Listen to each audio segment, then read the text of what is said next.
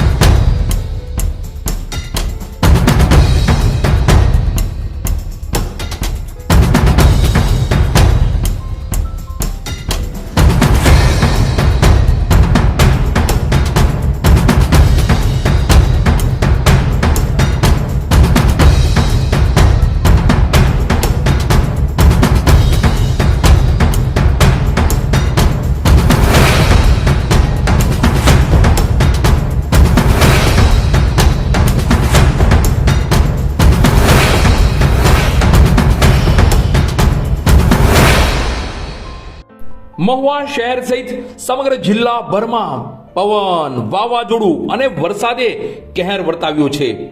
ક્યાંક પાણી ભરાયા તો ક્યાંક વૃક્ષ ધરાશય થયા, ક્યાંક રહેણાંકને નુકસાન થયું તો ક્યાંક વાહનોને નુકસાન થયું. કુદરતી આપદા સામે, કુદરતની સામે કોણ ચાલી શકે? પણ આ તમામ બાબતોની વચ્ચે મહુવા ધબકતું બંધ થયું તેવું લાગ્યું હતું, કારણ કે મહુવા શહેરમાં પાવર બંધ થતા અંધારપટ છવાયો હતો. પાવર બંધ થતા લોકો પરેશાન થયા હતા, જેને લઈ સામાન્ય ધંધા રોજગાર તો બંધ થયા, પણ સાથે જ કારખાનેદારો, ફ્લોર મિલ, મોબાઈલ શોપ જેવા અનેકો કામકાજ બંધ થયા હતા. ગઈકાલે રાત્રિથી જ અમુક વિસ્તારોમાં પાવર શરૂ થયો હતો, તો મહુવા શહેરી વિસ્તારના મોટા ભાગના વિસ્તારોમાં પાવર બંધ જ હતો.